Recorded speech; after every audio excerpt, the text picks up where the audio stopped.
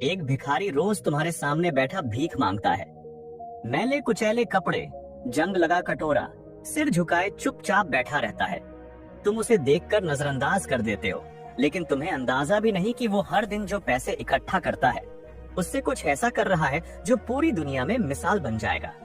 एक दिन जब उसकी सच्चाई सामने आई तो पूरा शहर हिल गया। आखिर कौन था वो, और क्यों उसने अपनी पूरी जिंदगी भीख मांगने में लगा दी?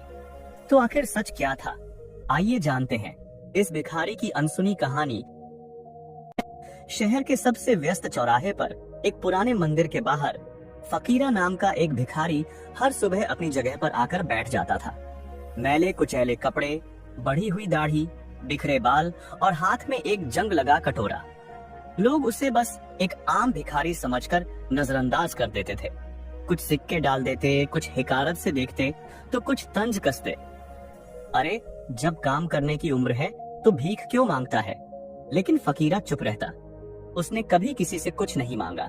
वो बस सिर झुकाए बैठा रहता, और जब उसका कटोरा सिक्कों से भर जाता तो उठता और शहर की तंग गलियों में कहीं गायब हो जाता।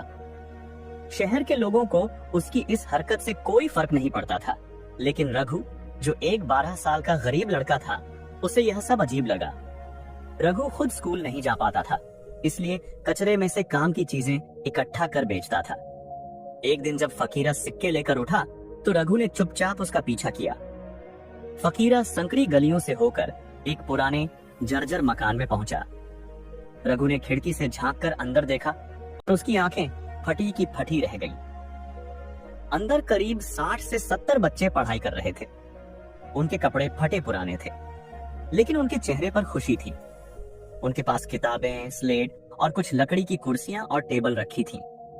फकीरा अंदर गया और अपने कपड़े से सिक्के निकालकर एक बूढ़ी औरत को दे दिए। बूढ़ी औरत ने आशीर्वाद देते हुए कहा, भगवान तुम्हारा भला करे फकीरा, तुम्हारी वजह से ये बच्चे पढ़ पा रहे हैं।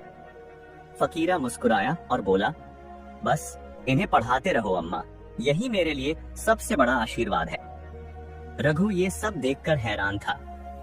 तो ये आदमी भिखारी नहीं है, ये तो अनाथ बच्चों की जिंदगी संवार रहा है। अगले दिन रघु ने हिम्मत करके फकीरा से पूछा, तुम कौन हो और ये सब क्यों कर रहे हो? पहले तो चुप रहा, फिर एक लंबी सांस लेकर बोला, मेरा असली नाम रणवीर सिंह है। कभी मैं इस शहर का सबसे बड़ा व्यापारी था। करोड़ों की संपत्ति थी, बड़ी हवेली, गाड़ियां, नौकर चाकर, सब कुछ। तो फिर तुम भीख क्यों मांगते हो? रणवीर की आंखें नम हो गईं। एक दिन मेरे लालच और घमंड ने मेरी दुनिया छीन ली, रणवीर ने बताया।